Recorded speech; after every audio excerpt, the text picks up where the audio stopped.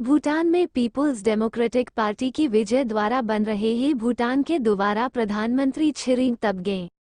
राजेश शर्मा जयगांव 10 जनवरी। भारत की पड़ोसी मित्र राष्ट्र भूटान में आज मंगलवार को लोकतंत्र का चौथे बार राष्ट्रीय असेंबली चुनाव नाटक के रूप में संपन्न हुआ।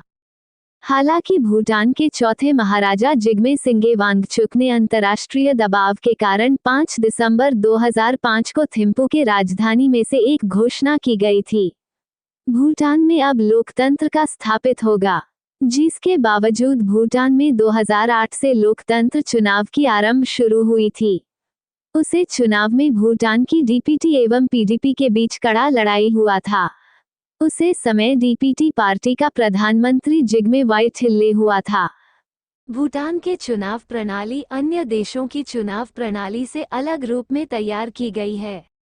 भूटान में पहले चरण में राजनीतिक पार्टी के चिन्ह पर चुनाव होती है। उसे चुनाव में 2 राजनीतिक पार्टी के सिंबल के तहत राजनीतिक पार्टी चुना जाता है।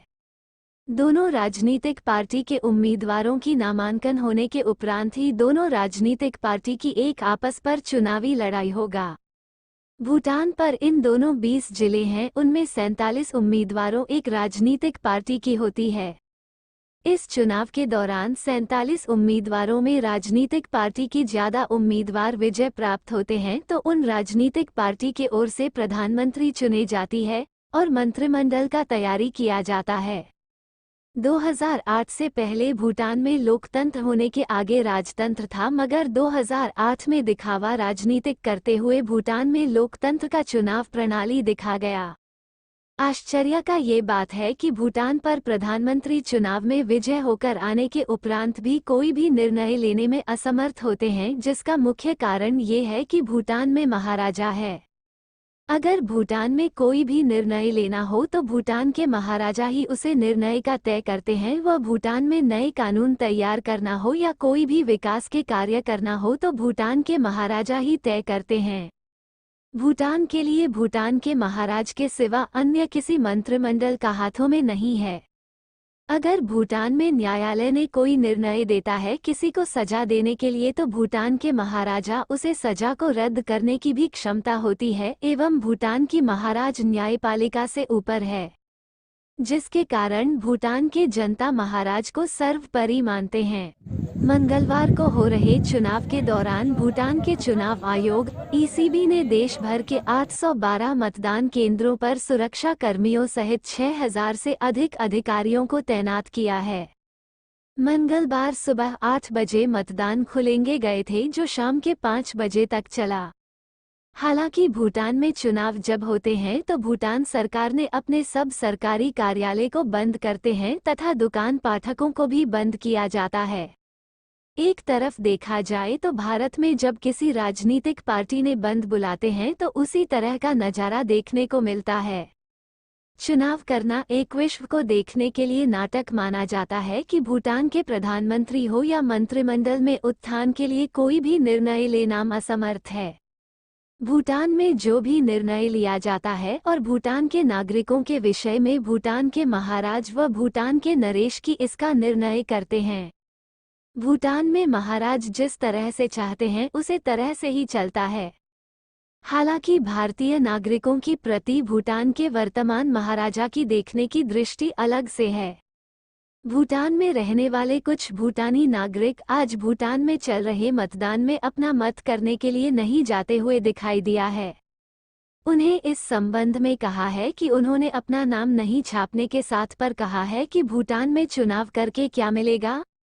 इस तरह से उत्तर देते हुए उन्होंने कहा है कि भूटान में महाराज जो चाहते हैं उसे तरह से ही भूटान चलता है और मैं प्रधानमंत्री व मंत्रिमंडल सुनने के लिए मतदान करने से मुझे क्या मिलेगा, कुछ नहीं मिलेगा।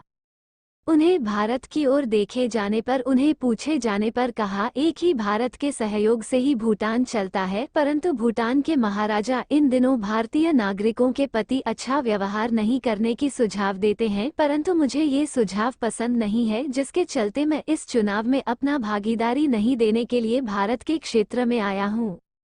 मुझे भूटान की यह भारत विरोधी गतिविधि को नापसंद करते हैं और एवं जो अभी के दोनों राजनीतिक पार्टी है वह भारत के साथ में संबंध जो एक नाटक के रूप में करने चाहते हैं और भारत सरकार इन दिनों भारतीय नागरिकों के लिए बहुत अच्छा काम कर रहा है, परंतु भूटान में भूटानी नागरिकों के प्रति भूटान सरकार कुछ अच्छा काम नहीं कर रहा है।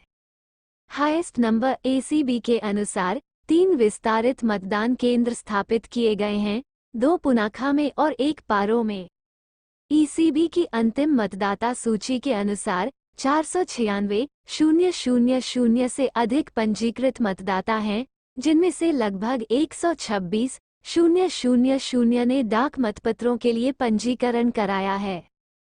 53,300 से अधिक मतदाताओं के साथ समत्से में पंजीकृत मतदाताओं की संख्या सबसे अधिक है। इसके बाद 52,900 से अधिक मतदाताओं के साथ ट्रेशिगांग का स्थान है। इस बीच गैसा में पंजीकृत मतदाताओं की संख्या सबसे कम मात्र 2,300 है। अंतर्राष्ट्रीय सीमा द्वार मंगलवार शाम 6 बजे से कल शाम 6 बजे तक बंद रहेंगे। भूटान टेंड्रेल पार्टी BTP और पीपुल्स डेमोक्रेटिक पार्टी PDP के अध्यक्षों, उनके उम्मीदवारों और समर्थकों ने आज मतदान के दिन तक चुनाव नियमों, ज्यादातर सोशल मीडिया नियमों का उल्लंघन करने के लिए जुर्माने के रूप में भूटान के चुनाव आयोग को कम से कम 5 लाख नगुल्ट्रम का योगदान दिया। कल तक चुनाव के सामान्य दौर के दौरान सोशल मीडिया नियमों का उल्लंघन करने के लिए भूटान चुनाव आयोग के मीडिया मध्यस्थ के कार्यालय द्वारा कुल 32 व्यक्तियों को चेतावनी दी गई है और जुर्माना लगाया गया है। दर्ज किए गए 32 मामलों में से 16 BTP के समर्थक और उम्मीदवार थे, जबकि 15 PDP के थे। जबकि दोनों राष्ट्रपतियों पर 75,000 प्रत्येक पर जुर्माना लगाया गया था। मीडिया द्वारा रिपोर्ट किए गए अपराधों और दंड के अनुसार BTP ने $120,000 का जुर्माना लगाया और PDP ने $300,000 से अधिक का योगदान दिया। PDP के 4 उम्मीदवारों को पिछले साल थिम्पू में पार्टी के सम्मेलन में लगाए गए जुर्माने को छोड़कर दंडित किया गया था।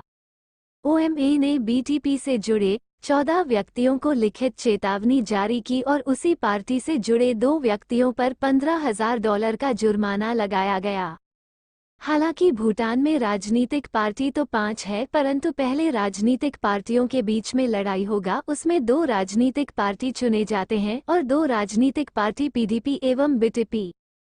इन दोनों की लड़ाई में दूसरी बार PDP को अपना सत्ता हासिल करने में सक्षम हो गया है। बताया जाता है कि PDP आने से भूटान में भारत नाराज होगा और भारत के साथ में संबंध अच्छा नहीं होगा, ये राजनीतिक विश्लेषकों का कहना है। हालांकि भूटान में इन दिनों भारतीय पर्यटकों के रूप में जाने के लिए दैनिक 1,200 रुपये एवं एक गाइड अनिवार्य है, जिसका 1,500 रुपया करके लगता है। उसके अलावा एक भारतीय नागरिकों को 1,000 रुपया का इंश्योरेंस भी करना पड़ता है। इसका अलावा अगर भारतीय बाहर भूटान में अपने हिसाब से ले जाते हैं तो उन्हें 4,500 रुपया के पर डर से देना होता है। दूसरी ओर भूटान के नागरिक अगर भारत की किसी भी प्रांत में जाते हैं तो इस तरह का कर शुल्क नहीं लगता है। इसके अलावा भूटान सरकार ने भारत के सीमावर्ती क्षेत्र में बड़े बड़े प्रखंड लगाकर एक ओर से दूसरी ओर नजर नहीं आने वाले दीवार खड़ा कर चुके हैं। भारत के साथ में भूटान एक नाटक के रूप में दोस्ती निभा रहा है। अगर इस तरह का कार्य कर रहा है तो भारत सरकार को अफसोस ना चाहिए कि भूटानी नागरिक भारत की ओर आने के लिए उन्हें भी कर व शुल्क वसूलना चाहिए। बताया जाता है कि भूटान सरकार के इमिग्रेशन विभाग में काफी भारतीय नागरिकों को भूटान प्रवेश करने के लिए पाबंदी लगाई गई है। इसी तरह से भूटान के भूटानी सरकारी अधिकारी भारत में आने के लिए उन्हें भी लगाम लगाना चाहिए, क्योंकि भारत में आकर एक गुप्तकर विभाग के रूप में काम करते हैं।